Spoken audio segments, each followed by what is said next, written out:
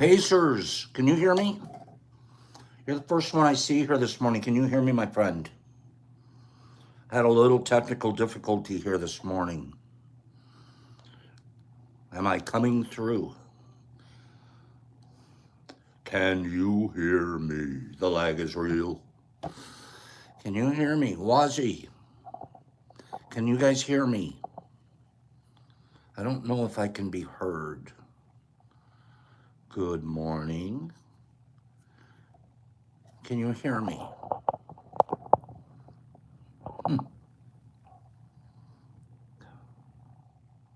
Good morning. I don't think I'm being heard. Nerdy, can you hear me? Waz, you can read me, Lima Charlie. I'm serious. I'm kind of wigging out over here. Can you guys hear me? Okay, thank you. Thank you, Nerdy and Wazzy. Thank you, Vaggie and Billy D. Oh, thank you. I was had a technical difficulty here getting started up this morning, and I thought I had lost my audio, but I have not. Here we go.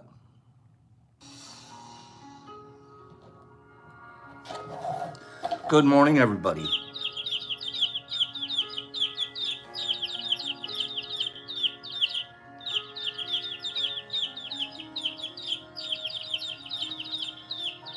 Good morning. Good morning. Is Free here? Is Free here? Is Niffy here? Good morning. Niffy, you're doing a great job as the emotional support mushroom coordinator, travel agent. Thank you.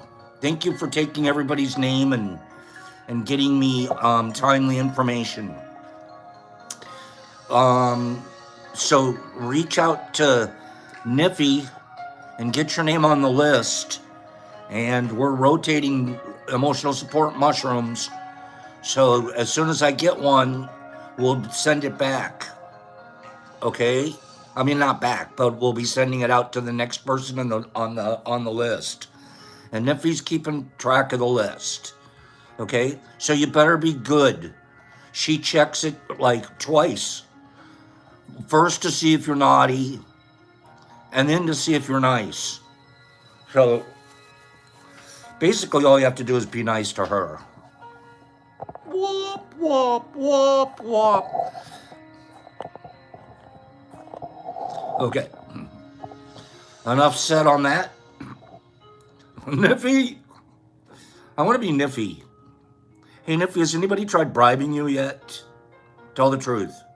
Don't tell us who. We don't want to know. Well, you can tell me later. But has anybody tried bribing you? Shh.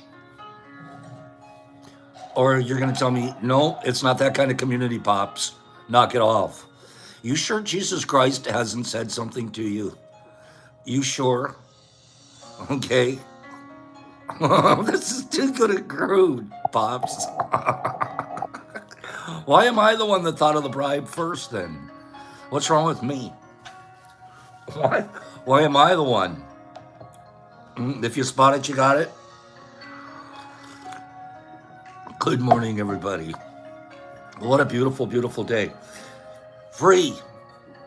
I need Free to get here. I was supposed to share some pictures of the last. Good morning.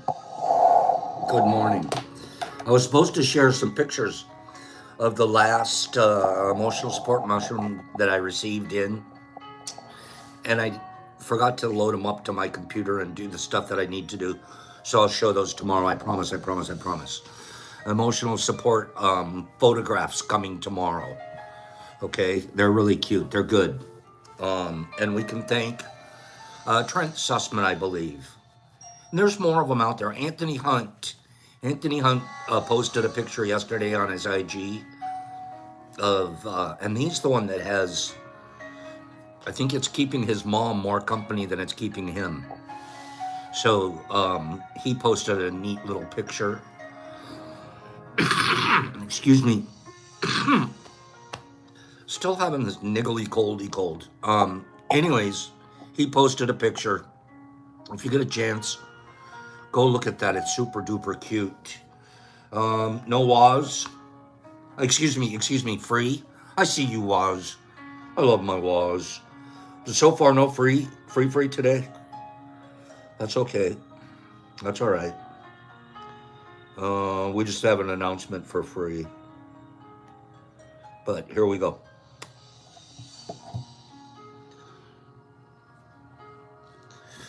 When you do you ever use the word, well, like if you say go ask somebody, do you ever like find yourself slipping into saying go ask somebody? ask your mother. Ask your mother. Do you ever do that? Wait, what's going on with Sean P? Having some depression from my wife and kids' car accident 2 weeks ago. My wife got... All right, Shawnee P, good vibes coming to you from over here. Good vibes. Sorry about all of that. Gosh darn life. Who axes instead of asks? Penny said, don't do it. It's like chalkboard, fingernails. Healing vibes for Sean. Day 47 for Mark Zimmerman. Marky Z, 47 days sober. Give yourself 13 more strong days, one day at a time. You get that 60-day chip. How about axing? Does anybody ax anybody anything? Or do you ask?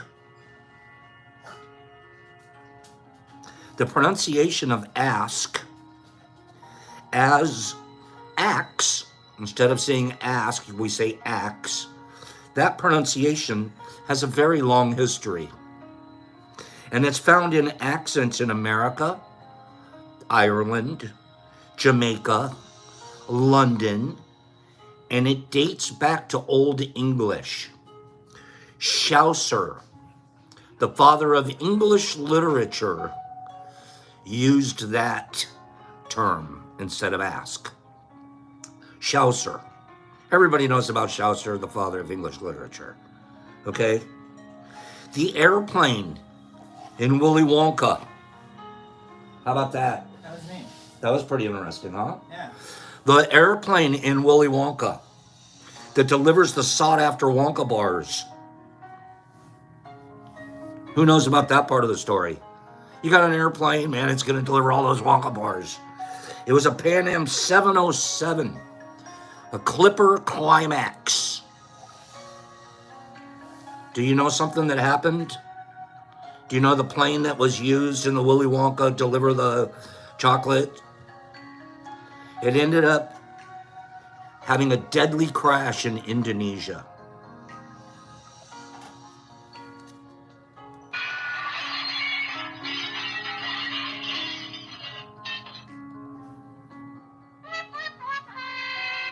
Wow. Thank you, mushroom farmers. Willy Wonka, they crashed his plane in Indonesia. I didn't know that. How about this one? In the Korean War, at the Battle of Imjin River, a British regiment faced an attack where they were outnumbered 8-1. You're being attacked. 8 bad guys are coming at 1. No reinforcements were sent because the British commander said on the radio, things are a bit sticky here, sir. And the UN command took that to mean they could hold on for a while. Next time, do a little bit more accurate battlefield report, please. They're a little sticky here. What's going on with the British upper lip? Okay. Euclidean's elements. Do you guys like these? Do you want a couple more? Can I give you a couple more this morning? Melody, we'll do I think we'll do a, give me 5 people that want to do a question and answer tomorrow. We'll open up the show after showing the emotional support pictures. We'll do a 15 to 20 minute question and answer. And you guys can ask me about growing. Don't ask me about my personal life. I already told you everything. Don't waste your don't waste your time. Just watch the show. I tell you guys everything almost every morning. Okay? We'll do a Q&A. So get your questions ready. If you have a couple of questions, let's run those by the old Popso-Opsa and see what I can help you with. What you helped me with, actually. You know, the teachers are actually the best. The students are the best teachers. Euclid's Elements was a standard math textbook from 300 BC all the way to the 20th century. This is a really old, long-used textbook. Euclid's Elements. It's only second to the Bible in books printed.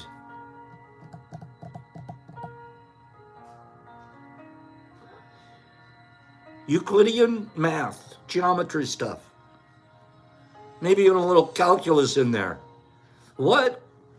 Yep, we need to know this stuff almost as much as we need to know where's Jesus. Okay?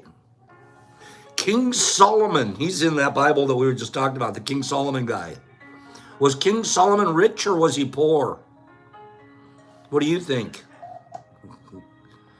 We know he was wise. Everybody's got that part. My owl, I named my owl Solomon because, you know, the wise owl. So I was like, let me name him Solomon. Oh, how tricky. That was a good name for him, though. Matthew, I kind of agree with you. Was King Solomon rich or was he poor? I'm not getting any answers. You guys are too busy saying hello to each other. Nobody's paying attention to Pops. Okay, that's okay though. I should just be background noise anyways. Marmars is going, Marky Z says, I know he was poor. Two Hawks says he didn't have two hawks to rub together. Okay? CCS is saying he was virtually King Midas. Okay? Mary Jane, was he rich or was he poor? Was he penniless? Well, we know Penny's here, so he had to be penniless because Penny's with us. King Solomon had a net worth of around $2.1 trillion in today's market. $2.1 trillion. He received 25 tons of gold yearly. 25 tons of gold every year. Here you go, King. We'll be back next year with another 25 tons. 14 years from now, we're bringing 25 tons every year. That's a whole lot. Okay, 1 ounce of gold today is about $1,900. 1 ounce of gold today.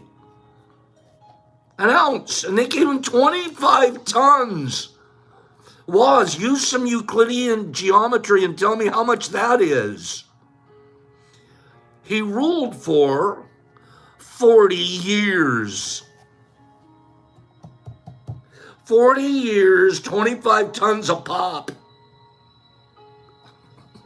Man, what? What the hell? Woz, what are we going to do with all our money? Man, give me 1 ton and I'm good. 25 tons a year for 40 years. Whoa. We could pay the light bill. We could probably keep the stars on, Woz.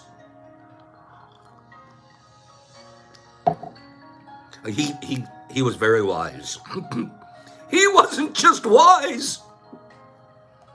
Entertainment Weekly gave the second season, no, I don't care about that.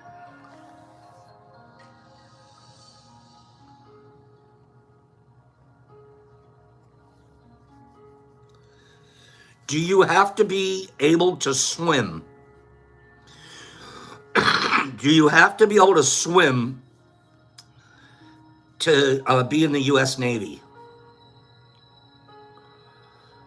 We could build one hell of a yellow brick road, Wazzy. Do you have to be able to swim to be in the U.S. Navy?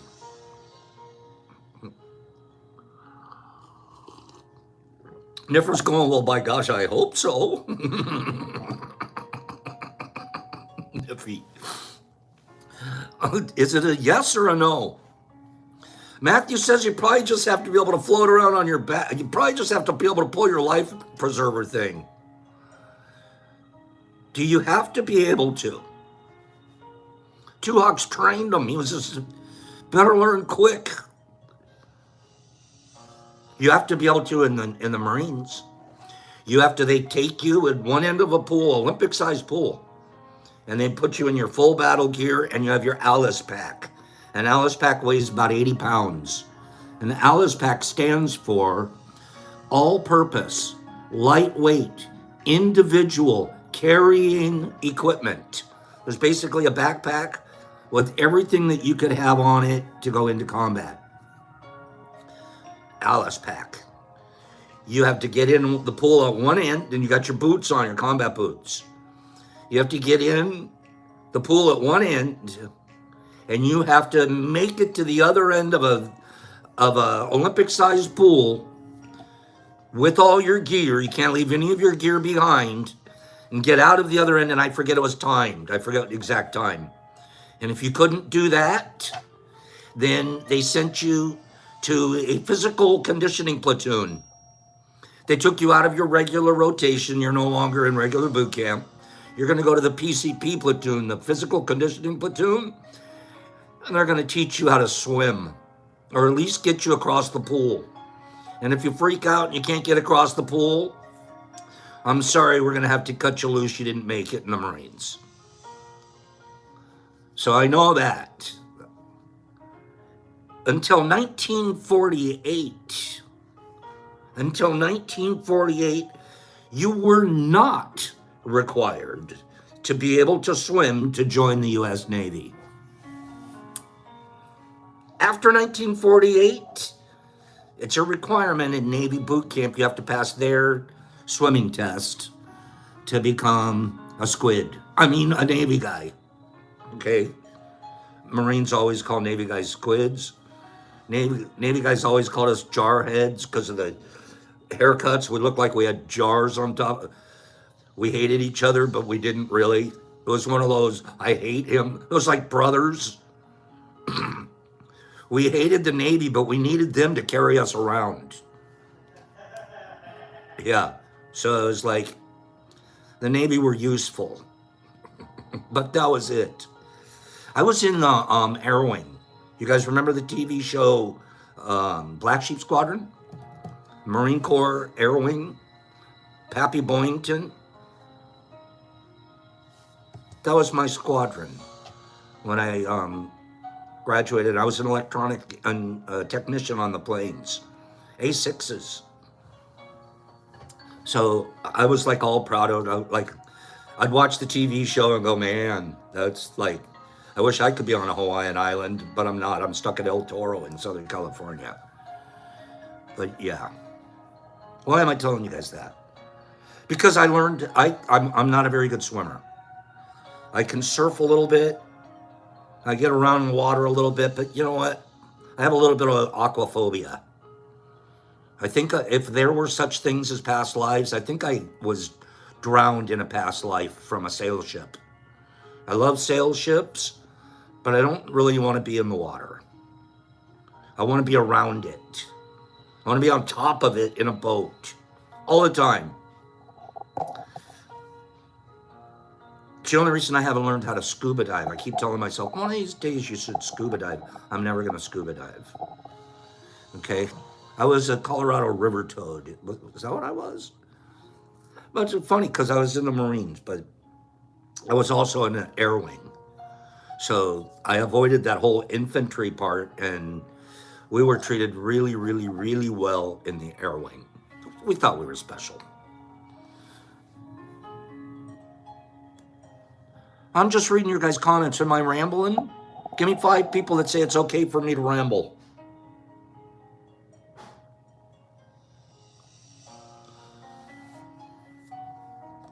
Do you remember the magazine? Thank you, Melody. I know I'm sort of walking down Marine Corps Lane. Good times. Good times. And bad, because Pops was, I was evil too. I was good and evil. Today I'm trying to get rid of all the evil part. Do you guys remember the magazine, Mad Magazine? I couldn't wait till it came out every month. Mad Magazine, my favorite part, of course, Spy versus Spy. Have to be like up in our age range to remember. You're welcome, Sean. Thank you. Do you remember the Mad Magazine? Alfred E. Newman's face on the cover. Okay, Spy versus Spy was by far, I mean, come on. Or when the spy would see his shadow. He'd be up to something and the shadow would be completely bad. You know what I'm talking about? Anybody have a shadow like that? But I don't pay attention to him.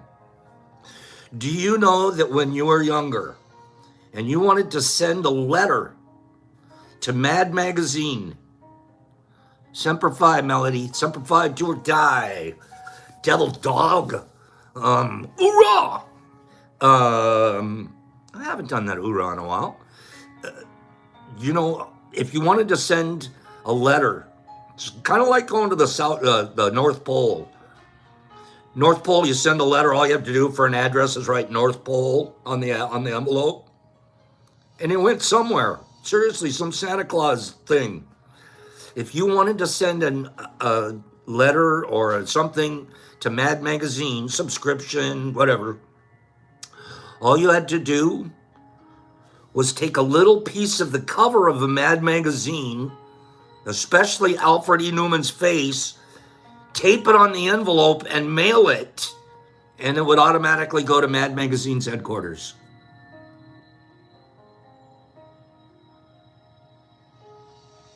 That's pretty cool.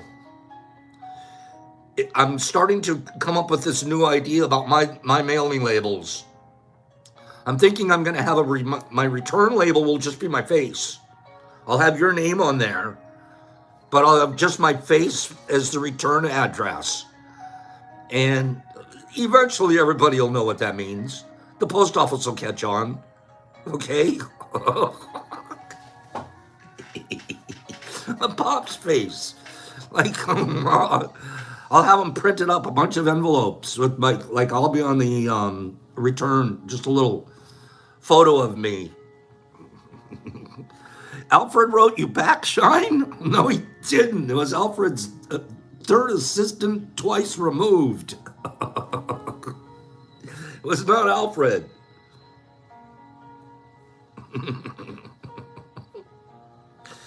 Oh,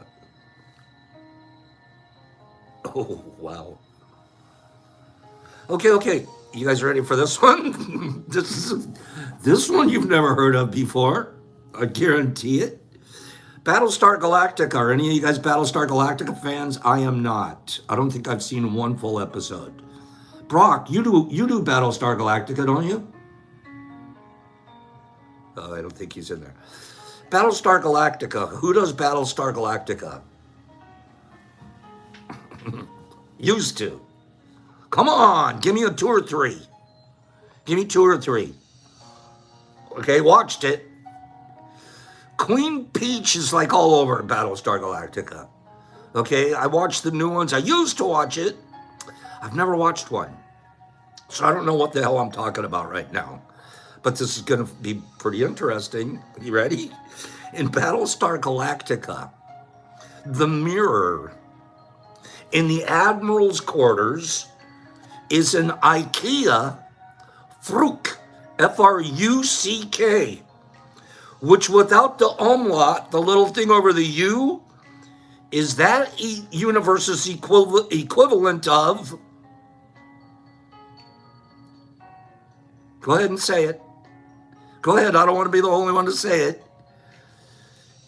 The Battlestar Galactica's mirror is IKEA's, and that universe's equivalent of the F word.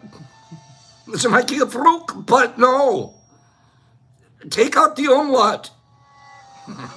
What the hell is an admiral doing? Why does he have to look into that mirror every day? Okay. Makes you almost want to watch Battlestar Galactica. Final thought before we go. Can sharks swim backwards? Can sharks swim backwards? No, Herbie, you got to take the umlaut out. Mark Zimmerman says yes. Jesus Christ is making them swim backwards. Sharks cannot swim backwards. No. Most of you guys said you're up on your Shark Week information. Sharks cannot put it in reverse. No. See you later. No. Sharky doesn't do that. Sharkies, no. Okay? I think it brings water into their gills wrong and stuff like that. Melissa, you like that? You like the way Sharky backed up? All right. What state of the United States, of all 50 of them, you got 50 to go from, which state has the most risk for the residents' skin? The residents of this state have the most risk for skin issues. Which state do you think it is? Everyone's going Arizona, Florida. I was almost going to Hawaii. I didn't go to Hawaii. I stayed out of Arizona. No. California, no. Indiana, no. Texas, no. No. Utah, no. Cali, no. Alaska, no. Michigan, heck, no. Nevada, no. This state, the residents there have the most risk. I don't know why. Does anybody know where Cleany and Niffy live? What state do they live in? What state do Cleany and Niffy live in?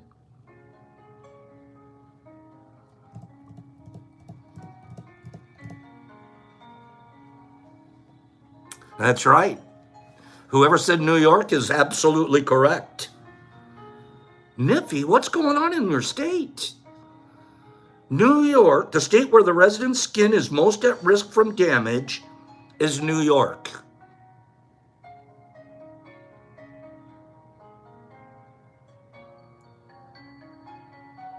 Okay, we're just gonna not have to look that one up, but we're gonna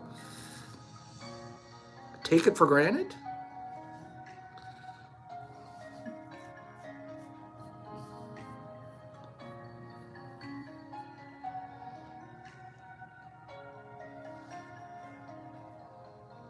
Let's move on to something else more interesting. Somebody go look that up. Niffy, you need to know more about your state and its atmosphere.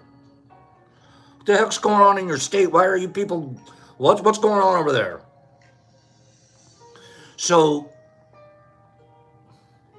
I don't do religion anymore.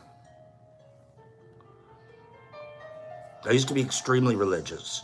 Religion, quote unquote, helped save me, a higher power to help me with my cocaine addiction. And I dove into a different habit, the habit of religion. And in my religious walk, my personal one, I turned into one of the largest judges you've ever seen. I became a judge. I was judging people I didn't even know anything about. I was judging from the nosebleed section. And I was also very good at telling everybody else that they were wrong and how right I was. That was where I went with my religious walk. And I forgot to learn. I mean, I didn't see it as the hospital that I see it today. And then because I'm a historian, I looked through the history of mankind, and religion and all its different forms, its different cultures, has created more human deaths than anything else. Black plagues, diseases, mosquitoes, anything. Religion has done that. And I dove right in, man. I was ready to be one of the warriors for this side or that side or the other side, and for religion. All we need to do to look, and I don't do religion and I don't do politics here. I don't do them, period. I don't talk about them in my life usually. Maybe a little with my sisters because I trust them so much. But religion, all I personally have to do, and I'm only talking about me right now. I'm not talking about anybody else. All I have to do is look over at the Middle East. And we have the most active religion situation going on now. 2 different groups, because of religious beliefs, backgrounds, etc., are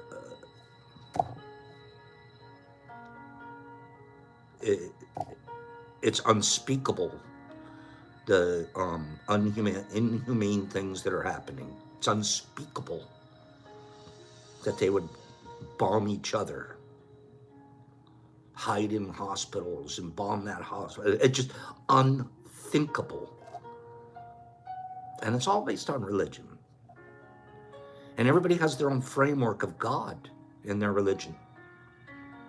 I have a background, very, very academic background, history of theology. It's actually the history of religions through mankind, through the history of mankind.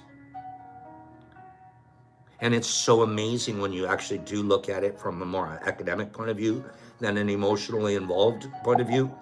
How many religions all have the same stories. A lot of them have a burning bush story somewhere in it, a talking, burning something. They have angels visiting. They have special births. They have, so there's so many similarities. They have them wandering off for years and years in their pilgrimages and come back and they're brilliant. And they go on, it just goes on and on. And I'm talking about this for a reason. Oh, the deluge, that alone was. The deluge is, the story of the flood that we hear of in the Bible, the Noah. Every culture has a story of the deluge. Every one of them have some kind of a great flood story, and it's in their religious backgrounds too. And I'm talking about all of this for a reason. Because at the end of the day, God's an extremely subjective subject. I ran from the word God since I was 51 years old, and I walked away from my positions. And I said, I'm doing this wrong. I'm a hypocrite, and I need to step back and be honest. Did a little resigning and stepping back and reevaluating. And we're talking 15, 16 years ago now. And I still get PTSD over the word God, because it's been so misused, and especially by me. I have a vision of God, and that's the one I'm putting on everybody. This is how I interpret it, and I'm smart enough to convince you that this is the right interpretation. I'm pretty convincing. So now I have a bunch of ducklings following me around. We all take it because... And I couldn't be more wrong. Woe unto you as the teacher. Greater is your responsibility, because you are leading people that are innocent with less information. And by gosh, you better be leading them down the integrity path, the impeccable path. If you're leading them down some kind of a path that's based off of your judgments, pops,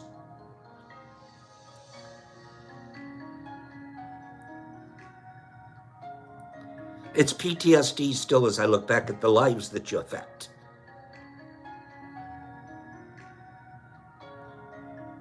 The people that you call into that circle because you really believe it. And you find out your circle's full of shit. And so are you.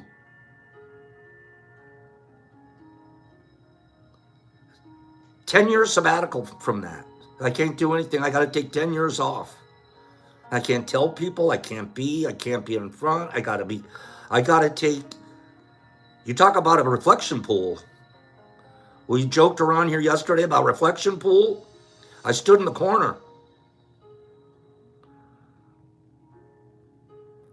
And the last thing, every day, almost every day, I'm willing to sit in front of 27,000 people now and tell them I was a hypocrite.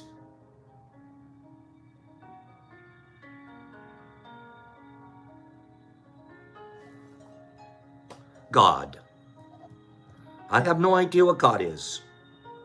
I used to, don't be New Ager. God is inside you and everybody has their own Godhead. And I'm like, that's terrible. That's like blasphemy. God's up there and we're supposed to earn our way to him. And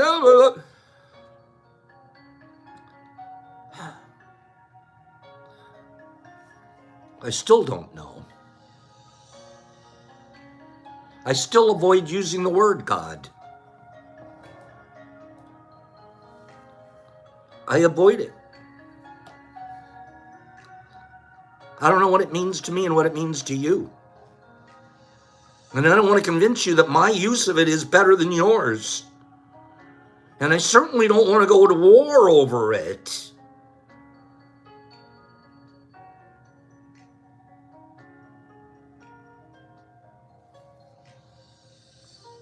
You avoid it too. I just avoid it.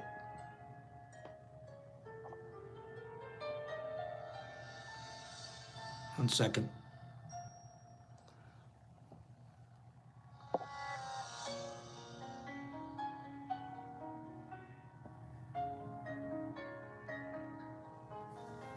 So what's it mean? If somebody says, or we say, we accidentally met God. What does that mean? Accidentally met God. Is there such a thing? Isn't God in me all the time? It's just, now it's up to me to know where to meet him, but it's not by accident. We almost schedule meetings with him. Whatever.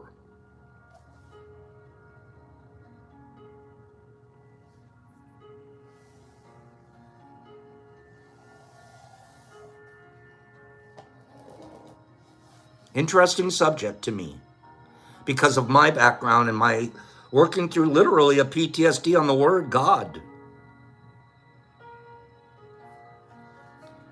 The first time Stephanie Brinkenhoff tried psilocybin, she was a Mormon mother of 3 and desperate for help.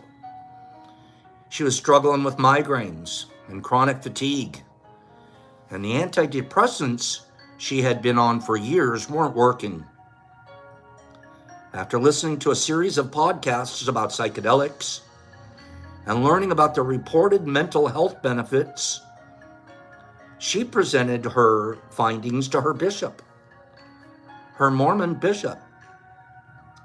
Her Mormon bishop didn't dissuade her. Good for him. He was just like, okay, if you think that'll work for you.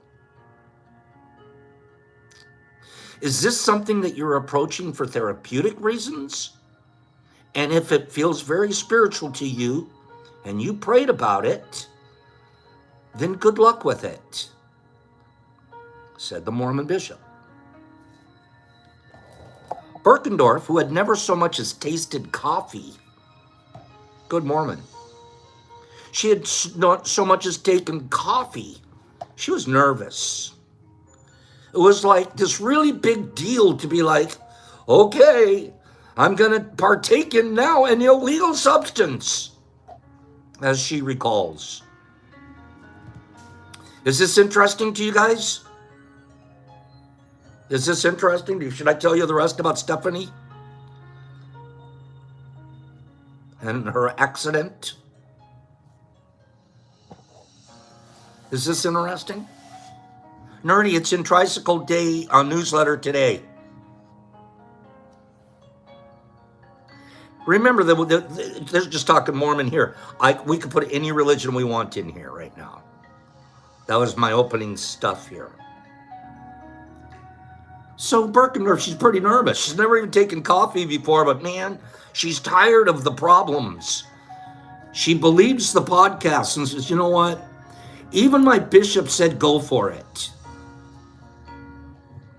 In 2021, she swallowed her first dose of magic mushrooms with an alleged medicine woman that she had found on retreat.guru. I went in blind, Berkendorf admits. I expected the mushrooms to iron out the kinks in my brain and nothing more. Instead, Berkendorf says, she met God.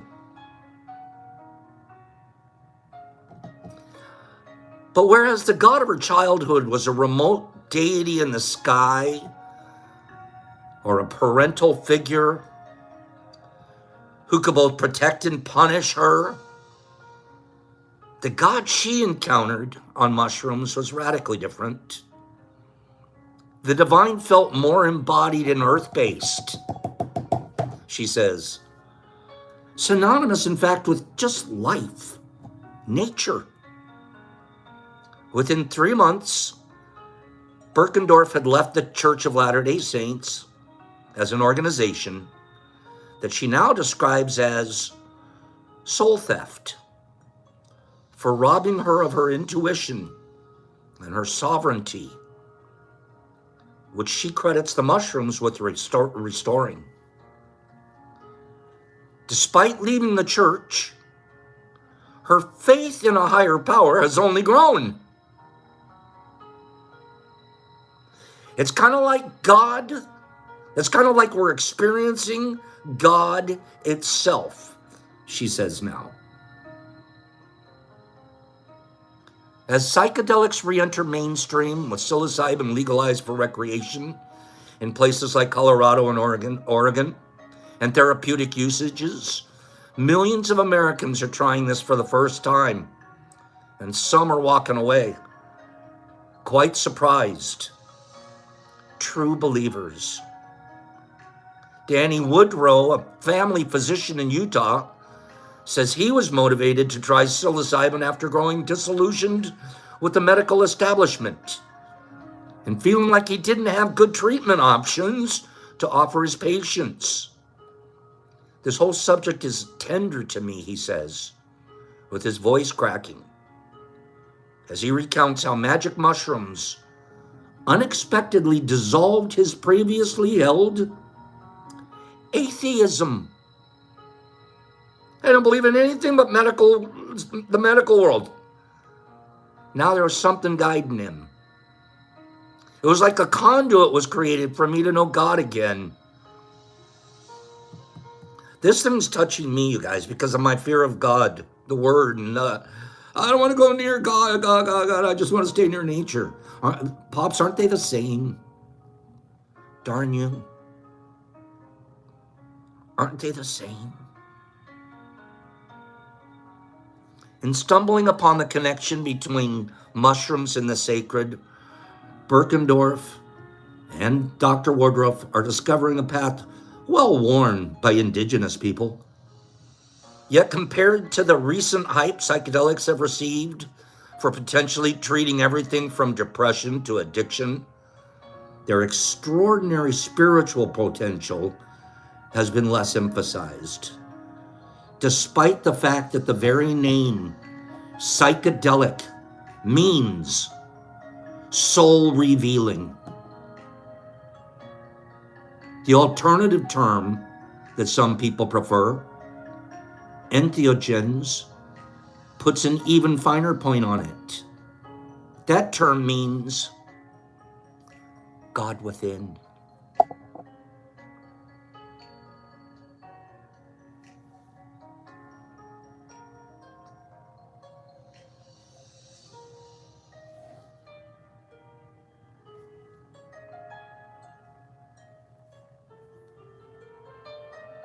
It's enough there.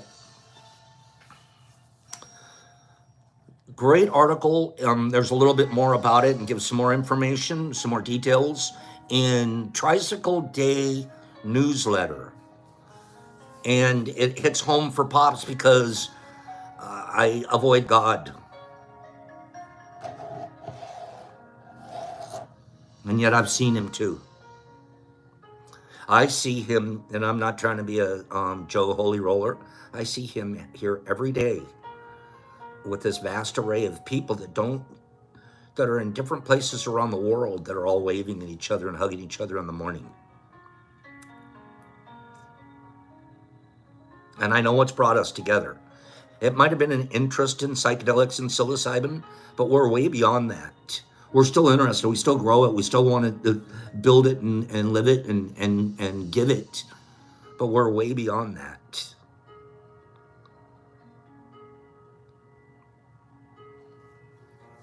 We're way beyond that. Did we see Free here this morning? Has Free been here this morning? I haven't seen Free. Well, I'll just make the announcement anyways. Free, we're beyond the material mushroom. This is why it's such a beautiful community, and people literally will fly by and go, whoa, wait, what? What's going on over there? You bunch of lights on top of a hill? Keep being that way. Okay? Free. If Free isn't here, let me just let him know. He was next in line for the emotional support mushroom. Interesting enough, I was like looking through my old shipping. I haven't sent Free anything for months, even though you see him. It feels like anyways, Free, you've got an emotional support mushroom coming to you, and we can't wait to see the pictures of you with it and all of the things that you're going to do with your emotional support mushroom. Tomorrow we'll show pictures of the last emotional support mushroom to come in, and Niffy, go ahead and send me another name. I'm ready for another name. Next person on the list. Okay? Send me another name, whoever's next on your listy McListerton. Let's get that. Right at the very end of today's show, I'm going to give away a supplement package, which we've stopped showing here for censorship reasons. We're working on being good boys for a little while. The reflection pool told me to calm down. But at the end of today's show, I'm going to give away a book, The 4 Agreements, or I'm going to give away a scale. Pretty nice little scale. You know what? Let's say I'm going to give away both. We'll give away a book and we'll give away a scale with a little bit of supplemental support. Okay? Dustin, your book was put in the mail yesterday evening. Let's move to the book itself. Penny, isn't it a good little scale? They're very accurate. Very accurate. The 4 Agreements.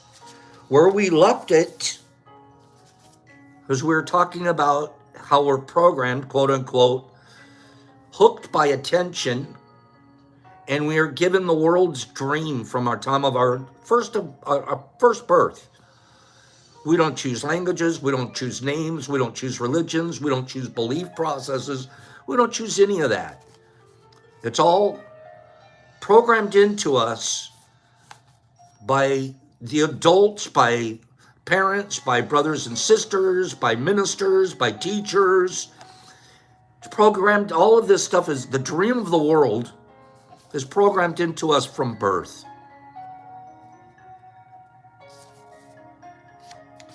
The other thing that we were saying is that we learn by repetition. We learn by repetition. The human brain is very good at learning by repetition. The more often you, that's why liars can be so convincing. They've said it so many times in their own head that they actually start to believe it. It's not even true. But you say it often enough, you're going to believe it. And you do something often enough, you're going to be able to do it better. It's the human.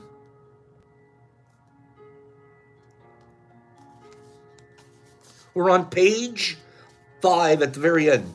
That's how we learn as children.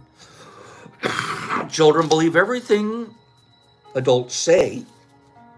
We agree with them, and our faith is so strong that the belief system controls our whole dream of life. I believed everything my dad said. Jesus, my dad was, we talked about God a minute ago. My dad was God, like in my house. Man, my dad said something, that was it. Later on, you'd find out, hey, you know what, Dad, you weren't right. You weren't right about that. But now, oh man, it took a long time to finally come to a point where like, you know what, that guy who's like infallible is fallible. He actually fouled me up a little bowl. We didn't choose these beliefs. And we may have rebelled against them, but we weren't strong enough to win the rebellion. That's why I'm 18, 19, 20 years old, and I still want to impress girls. Instead of just doing what would be best for me, I'm like, well, I got to wear a uniform and look like the baddest guy in town, and I'm going to go be a Marine, and I'm going to be a rugby player. And it was all trying to rebel. The result is that we surrendered our beliefs to agreements. I call this process the domestication of humans. We're all a bunch of cows. We're all domesticated. The world domesticated us, trained us, molded us, lined us up, told us this is how you're supposed to behave. Oh, and by the way, if you're not clear, look at the bulletin boards you're passing, or the billboards you're passing by. It'll remind you that's what you're supposed to look like. That's what you're supposed to buy. That's what you're supposed to wear. That's where you're supposed to live. Domesticated. And through this domestication, we learned how to live. And we also learned how to dream. Some of them, oh, you can't dream that. So we had to reshape our dreams. We were even taught how to dream. In human domestication, the information from the outside dream is conveyed to the inside dream. And that's what creates your whole belief system. First, the child is taught the names of things. Mom, dad, milk, bottle. Day by day at home, at school, at church, and from television. This thing was written a little while ago. From your cell phone. And I throw in billboards all the time. That's how we're told how to live. That's how we're told what behavior is acceptable. The outside dream teaches us how to be human. We have a whole concept of what a woman is versus what a man is. Boy, that creates a lot of conflict, doesn't it?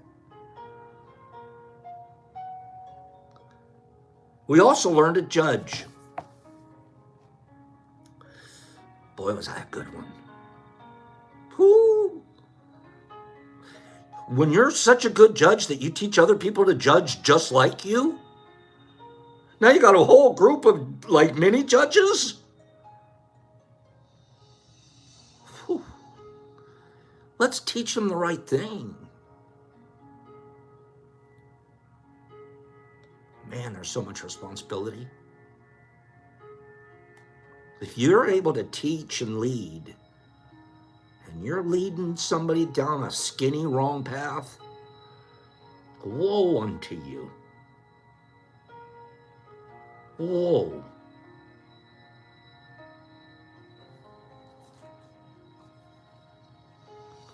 We also learn how to judge.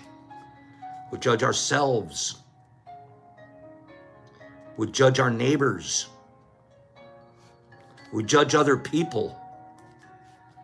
Usually once we're through judging, you know what we do too? You know what we do? We gossip about it. Let me tell you what my judgment was. Let me convince you my judgment about that was correct. And now it's judgers turn into gossipers.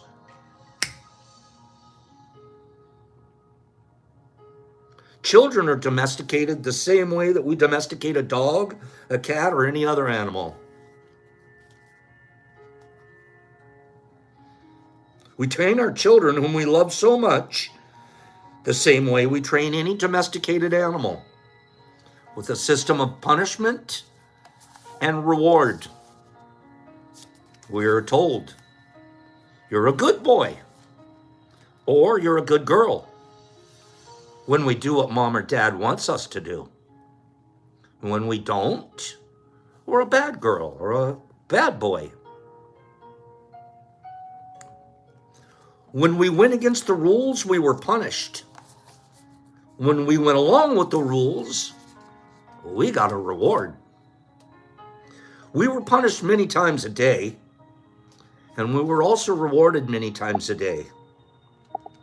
Soon, we became afraid or tired of being punishment, but we also became afraid of not getting that reward.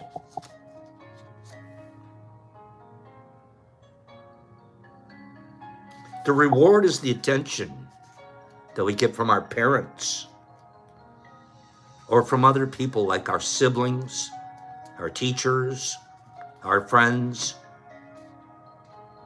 We soon develop a need to hook other people's attention in order to get that reward.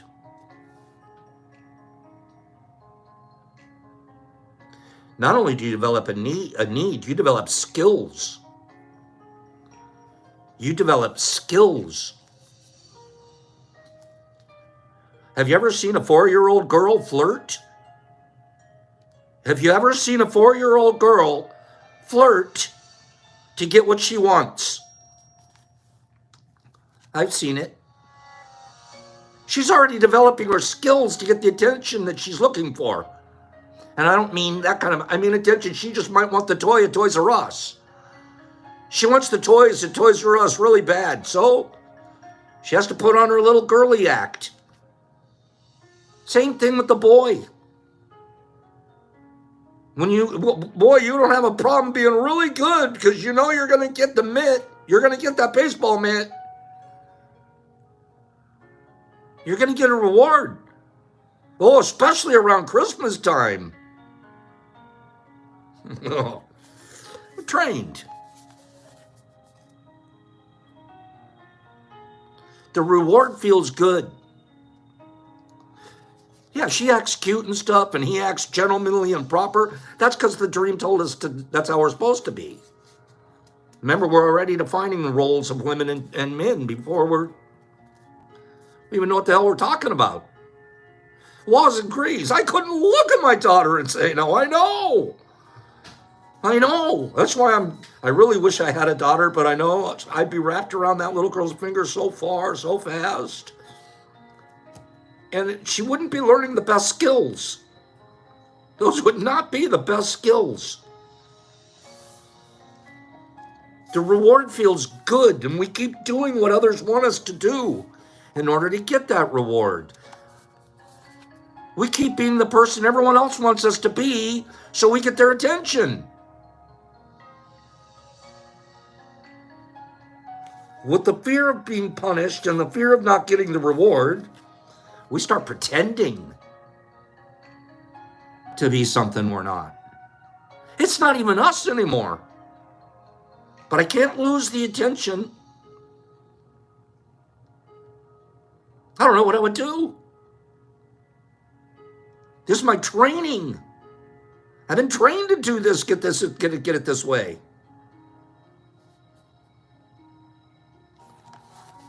We got to start pretending to be things we're not, just to please others, just to be good enough for someone else. All of this is such an amazing story. I was about to say bitchin'. It is an amazing story, and I'll tell you why I like this. Once we realize this and we grasp this and we hold on to it and this becomes a new belief idea, we're not even responsible for our past performances or programs. They were programmed into us. Man, you get let off the hook so fast. I hate being on my own hook. I hate it. Anytime I can get off my own hook really fast, I do. And I get off my hook really fast when I say, learning this way and all of this, it was not my fault. It wasn't even my dad's fault. I wanted to blame my dad. I wanted to blame his dad and his dad. Humans. World dream. That's all I need to say. And now once I get to that point of realization, I get to start a whole new group of agreements. I get to throw them all those crappy ones away and start over. That's why I just love knowing how domesticated I was. We try to please mom and dad. We try to please the teachers at school. That's the whole grading system. I can't even tell you the hell that I put my son Brock through, because he's a brilliant kid. You guys know that when you watch him. But he's not made for sitting around in a classroom trying to impress the teacher with rote information so he could get an A. That's not how his brain was even started, let alone as he developed differently than we did because of the different motor skills and stuff. He thought differently. But I didn't know that. I wasn't paying attention. So what did I do? I ground on him. 4 quarters a year. A's or bust. You don't get an A, you're a lazy bum and you didn't try. Imagine living in that. Bring me your papers. Let me see. I'm going to grade them myself before you turn them in. So when you do turn them in, you'll get an A. Pressure, pressure, pressure, pressure. All because the world's dream told me A's were important. So who did I teach that to? Or at least try? My poor kid. And he knew more than every other kid in the class. He just didn't have to get an A. I had to get the A.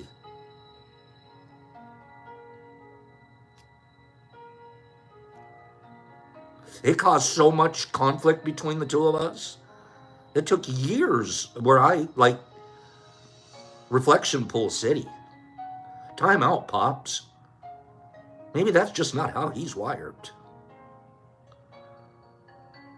Let's come to a new agreement. The new agreement is that's not how he's wired. We do that to people that we love. We force our agreements, we force our program on them, and then there's something wrong with them because they don't perform your program. Give me 5 people that have done that sometime in their life. I'm sitting here telling you my truth. Give me 5 people said, yeah, I've done that. Yeah, I tried to force my program on someone. And it was terrifying. It was destructive. Looking back now, I could do better. I'll do better in the future with new agreements. Bunches. Admit you've done it. It's a good thing. Because you've done it doesn't mean you're bad. It just means you were doing a program. Somebody programmed you. Right, Benny? My poor kids. I wish I could know now. Done it, right, Wazzy? We've done it. So it's easy to believe that it's been done to us.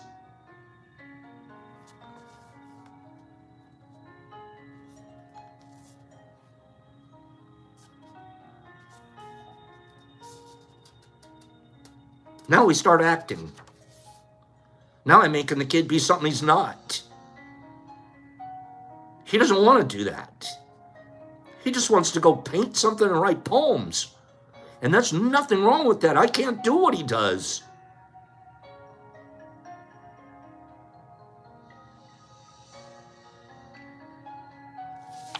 We pretend to be what we are not because we're afraid of being rejected.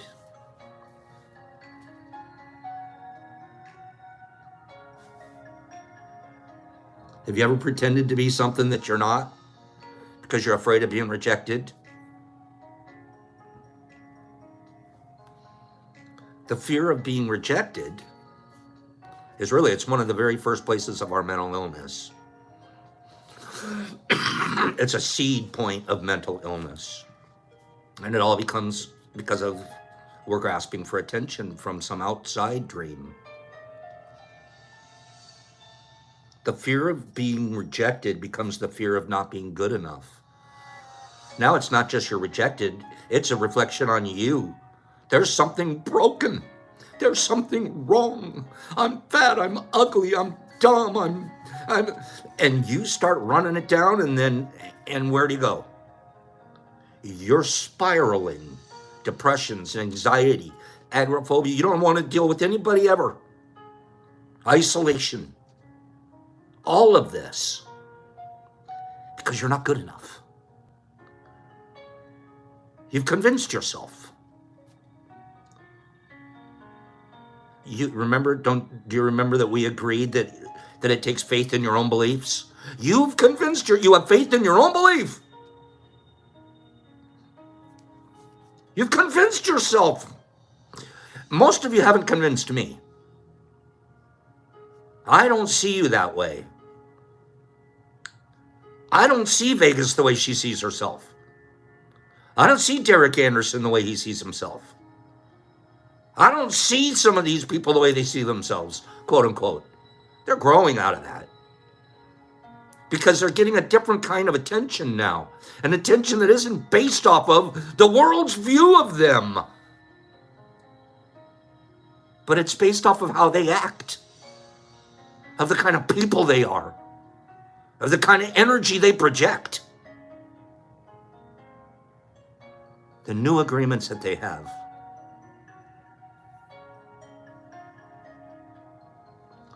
Eventually we become something that we're not. We become a copy of our mom's beliefs or our dad's beliefs. We become a copy of society's beliefs. We become a copy of religion's beliefs. So good I could quote you chapter and verse all day long. That makes you even cooler. The more you could chapter and verse me. Really? Yeah, that was impressive. Chapter and verse guy? Come on, man. Hit me with some chapter and verse. That's a religious belief. All our normal tendencies are lost in the process of domestication. I'm almost done. I'm almost done for today. All our normal tendencies are lost in the process of domestication. And when we are old enough for our mind to understand, we learn the word no. The adults say, don't do this and don't do that. We rebel and say no. We rebel because we're defending our freedom. We want to be ourselves, but we're very little. And the adults are big and strong and smarter than us. They've been around longer than us. After a certain time, we're afraid, because if we don't go along with them, we might just get punished. We might not get the attention. So we go along. We'll pick this up tomorrow. Same Mush channel. We're going to be on page 8, the very bottom of page 8, moving into page 9. Talk some more about domestication. This is all the background set up for, this is what the old world, this is us, old, this is what it was like. Now, we can start new agreements. If we come to, I have faith in what I'm saying. I believe what I'm saying. I believe I was programmed. I believe I was domesticated. I believe I can break that training. Give me 5 people that believe they can break their domestication.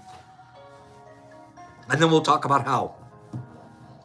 But if you were domesticated, you could be undomesticated.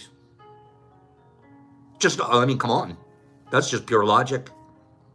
If you were domesticated by this crappy dream world and the crappy religions that are all over it, well, maybe you could be undomesticated.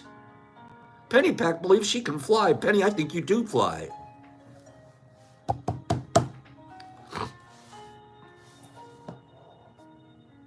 Good for you guys. Thank you for answering that question. Give me a number between 1 and 50. I'm going to be sending the first person, well, they'll decide if they want a book or a scale. Go. Give me a number between 1 and 50. Go. You can put up to 3 of them at one time on one line. Try to give everybody a chance, please. Don't be the fastest answerer. If somebody's answered like 15 times and no one else has, I'm not going to give it to that person. I'm just saying that up front. I want everybody to get a chance. If you've given a number once or twice, relax and let some other people. Number between 1 and 50. Give me a number between 1 and 50. And I'm going to give it to that person. Okay? Give me a number between 1 and 50.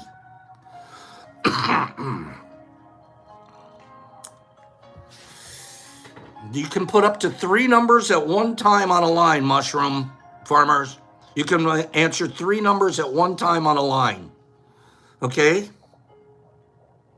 Joe D's, I'll say your name, no problem. Joe D's, give other people a chance to answer too. Okay? You're flying off these 3 at a time. You've given 15 numbers, other people haven't given 3. And we've mailed you something just about every other week. So Joe D's, I'll call you out. No problem. So give other people a chance. Thank you. Give me a number between 1 and 50. 1 and 50. Please. Give me a number between 1 and 50. And I'm going to send this next prize to somebody that gets me that number between 1 and 50. Okay, Joe, gotta let you go.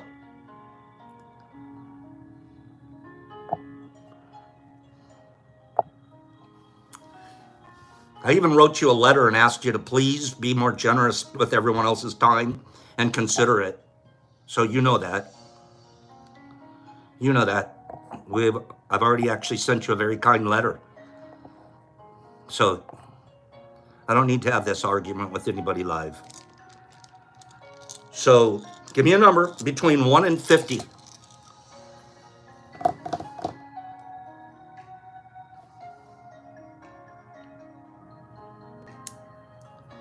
Give me a number between 1 and 50. It's kind of a little bit of the joy just went out of this, so let's bring it back. Give me a number between 1 and 50. Give me a number between 1 and 50. And there it is, Mushroom Farmers Guild. Mushroom Farmers Guild 33. Thank you for hanging in there with me, everybody. Mushrooms Farmer Guild, it was a 33. 33 was, actually it's a 32. Wait a minute. Oh no, it's a 32. Okay, it's a 30. I'm giving it to Mushroom Farmers Guild. Mushroom Farmers Guild, my mistake, my bad. I got a little off course there. I don't usually get frustrated, But I've actually had a little history with Joe Dees and asked him to please consider everybody else, and he wants to call me out here. So I got a little triggered there, and I apologize to everybody for having to experience that with me. I apologize. Mushroom Farmers Guild, will you please get me your address at the DetroitMushLab.net? And real quickly, which would you prefer? Would you prefer the scale, or would you prefer the a 4 agreement book? Which would you prefer? Oh, it wasn't a bad day, homeboy. It was just for a moment. Which one would you like? The book or a scale? And right, it was. I won't ruin it. Okay. Which one do you want? I actually have the book. Great book. We'll send you the scale and a little bit of something to put on the scale. Okay. One more giveaway. Let's give this book away. If you already have the book, maybe don't participate, so you get a chance to win. Everybody gets a chance to win. So if you already have the book, step back for a minute. Give me a number between 1 and 25. 1 and 25. Give me a number between 1 and 25, and we're going to get an alternator sent to somebody. Okay? Give me a number between 1 and 25. Anybody give me a number between 1 and 25, you're going to get a book. And it's Corey D. Corey D said 22. Sure enough, Corey D, it's a 22. We're going to send you the book, Corey, and a little bit of supplements. Okay? We'll get that sent to you, Corey. But please send me your address. I know I've had it in the past, but we haven't sent you anything recently. So please, Corey, send me your address. Mushroom Guild, send me your address. The rest of you, go have a great day. I apologize one more small time for just a slight lack of focus there with that situation with our friend. But this should be a generous channel, not a channel looking for take. It's more of a channel for give. All right? So you guys go have a beautiful day. Find some place to give. We'll talk about the 4 agreements again tomorrow and other stuff that comes up. Thank you so much for being here and letting me be Pops. So Kathy Michelle, thank you. Penny Pack and Pacers and Corey D, you bet. And Homie and Dustin and R&R and Wazzy and Tiffany and Shine. And Herbie, that's I agree. Don't get butt hurt here. We don't take things personal. Just don't. Greenie, Jesus Christ, and Satter Wolf, and Derek Anderson, and Kathy, and Dustin, and Sandy, love you too, and Corey D, and Tiffany, and Mushroom, thank you, and Billy D, and Saga, and Penny Pack, and Michael Allen, and Queenie Peach, and Sandman, keep an eye out. Deborah Pearl, hi Debbie, Great Pearl, Pacers, Shiny, Dustin, Green Table, Kimberly Bolden, thank you Marcus, Melody Dawn, thank you, sweetheart, Cleany, Sheepy, come back tomorrow and say that number, Badgie, be kind to everyone, Trent, Penny Pack, Mr. Marmars and Marcus, Homie, Pacers, D. Anderson, Herbs, Tiffany and Pidgey Page, Cleany, Was, Duck Sauce. It was written by Don Ruiz. Don Miguel Ruiz is who wrote it. Great book. Dustin, Kimberly, Dustin, Pacers, Jolie, hi Jolie, Vegas, nice to see you.